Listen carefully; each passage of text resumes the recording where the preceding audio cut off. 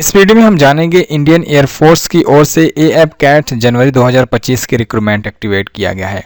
इसमें आप आवेदन किस प्रकार से करेंगे और इसमें क्या क्वालिफिकेशन आपको देना पड़ेगा। ये वैकेंसी ऑनलाइन है, सभी स्टेट के लोग इसमें फॉर्म अप्लाई कर सकते हैं। सिलेक्शन होने के बाद आपको ऑल ओवर इंडिया में कहीं पे भी ये जॉब करने के लिए भेजा जा सकता है। इसमें टोटल आपको 336 वैकेंसी पोस्ट मिल जाएगा।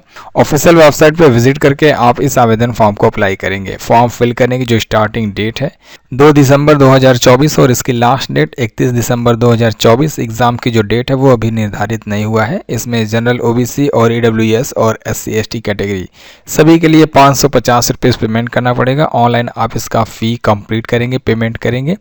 इसमें जो डेट ऑफ बर्थ आपका मांगा गया है फ्लाइंग ब्रांच में, जिसमें AF CAT NCC special entry आएगा। इसमें 20 से 24 वर्ष की एज मांगी गई है। बॉर्न बिटवीन के साथ आपका डेट ऑफ बर्थ इसमें लिया जाएगा। 1 जनवरी 2026 से आपका एज लिया जाएगा। बॉर्न बिटवीन में कहा गया है 2 जनवरी 2200 से 1 जनवरी 2006 तक के कैंडिडेट या इसके बीच के कैंडिडेट इसमें आवेदन फॉर्म अप्लाई कर सकते हैं। यदि आप pilot licence commercial holding candidate है तो आपको डीजीसीए के तहत आपको एज में रिलैक्सेशन मिलेगा, जिसमें 26 साल की एज मांगी जाएगी। अगर आप ग्राउंड ड्यूटी ब्रांच के लिए, टेक्निकल या नॉन टेक्निकल ब्रांच के लिए फॉर्म फिल करते हैं तो इसमें 20 से 26 वर्ष की एज मांगी गई है। 1 जनवरी 2026 से आपका डेट ऑफ बर्थ लिया जाएगा। बॉर्न बिटवीन में सेम यहाँ पे डेट मांगा गया है, date of birth. Flying branch में टोटल 21 पोस्ट मिल जाएगा मेन के लिए, और वुमेन के लिए 9 पोस्ट मिलेगा। ग्राउंड ड्यूटी टेक्निकल में किस कैटेगरी में कितना कितना पोस्ट है वो यहाँ पे निर्धारित की गई है। मेल के लिए, फीमेल के लिए कितना मिलेगा वो यहाँ पे एक बार जरूर चेक कर सकते हैं। क्वालिफिकेशन इसमें फ्लाइंग ब्रांच के लिए जो मांगा गया है, आपके पास 10+2 लेवल में कम से कम 55% के साथ मैथ और फिजिक्स केमिस्ट्री है तो इसमें आवेदन करेंगे। उसके साथ ग्रेजुएशन की क्वालिफिकेशन मांगी गई है। मिनिमम 3 साल की डिग्री होनी चाहिए, कोर्स ये आपके पास, और रिकॉग्नाइज यूनिवर्सिटी के द्वारा ये कोर्स होनी चाहिए जिसमें कम से कम 60% आपके क्वालिफिकेशन में होनी चाहिए। यदि ये क्वालिफिकेशन नहीं है तो आपके पास बीई या बीटेक की डिग्री होनी चाहिए 4 साल की। रिकॉग्नाइज या यूनिवर्सिटी के द्वारा ये क्वालिफिकेशन होनी चाहिए। इसमें मिनिमम 60% मांगी गई है। अब यदि ये भी क्वालिफिकेशन आपके पास नहीं है तो आपके पास clear section A and B qualified होनी चाहिए मेंबरशिप की, और इंजीनियरिंग की ये क्वालिफिकेशन होनी चाहिए इंडिया के द्वारा या किसी और जगह सोसाइटी के द्वारा। इसमें भी मिनिमम 60% मांगी गई है क्वालिफिकेशन के तहत। अगर आप ग्राउंड ड्यूटी टेक्निकल ब्रांच के लिए फॉर्म फिल करते हैं तो आपके पास 50% के द्वारा आपके क्वालिफिकेशन है फिजिक्स और मैथ 10+2 लेवल की ये क्वालिफिकेशन मांगी गई है। कम से कम 4 साल की आपके पास ग्रेजुएट लेवल की क्वालिफिकेशन होनी चाहिए, तो इंटरग्रेडेड आपके पास पोस्ट ग्रेजुएशन क्वालिफिकेशन होनी चाहिए इंजीनियरिंग की, तभी आप इसमें फॉर्म अप्लाई करेंगे। इसमें ये ट्रेड मांगा गया है टेक्नोलॉजी का। रिकॉग्नाइज यूनिवर्सिटी या बोर्ड के द्वारा ये क्वालिफिकेशन होनी चाहिए। अब यदि अगर आप ग्राउंड ड्यूटी के लिए फॉर्म फिल करते हैं जिसमें नॉन टेक्निकल ब्रांच के लिए फॉर्म अप्लाई करेंगे तो इसमें आपको कई प्रकार की पोस्ट मिलेगा, ब्रांच मिलेगा। जैसे वेपन मिलेगा, इसमें 10+2 की क्वालिफिकेशन मांगी गई है 50% के द्वारा, और मैथ सब्जेक्ट इसमें होनी चाहिए, इसके साथ फिजिक्स सब्जेक्ट होनी चाहिए।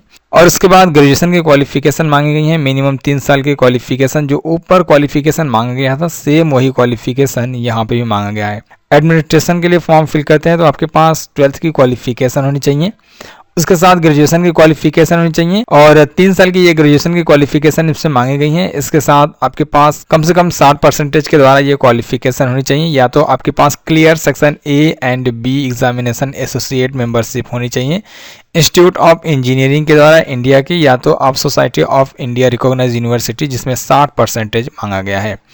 अगर आप अकाउंट ब्रांच के लिए आवेदन करते हैं तो इसमें 10+2 की क्वालिफिकेशन मांगी गई है ग्रेजुएशन के साथ, और 60% आपका ये क्वालिफिकेशन होनी चाहिए।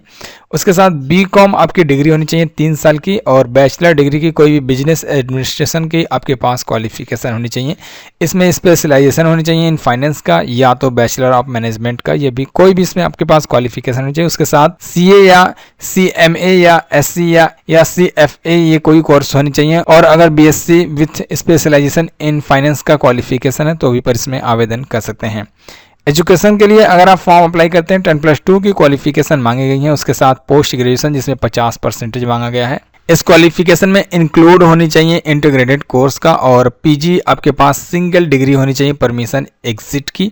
ये क्वालिफिकेशन में कम से कम 60% होनी चाहिए। मेट्रोलॉजी में अगर आप आवेदन करते हैं इसमें 10+2 की क्वालिफिकेशन मांगी गई है, उसके साथ BSc with physics math subject के साथ 60% की क्वालिफिकेशन होनी चाहिए, या इसके समकक्ष में कोई क्वालिफिकेशन है तो आवेदन कर सकते हैं। या तो आपके पास 4 साल की ग्रेजुएशन इंजीनियरिंग टेक्नोलॉजी या कोई भी आपके पास ट्रेड द्वारा क्वालिफिकेशन है जिसमें 60% मांगा गया है।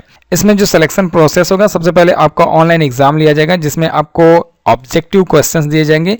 यदि आपका 3 क्वेश्चन का आंसर गलत होता है तो एक प्रश्न का आपका अंक जो है वो कट दिया जाएगा, इसमें नेगेटिव मार्किंग रहेगा।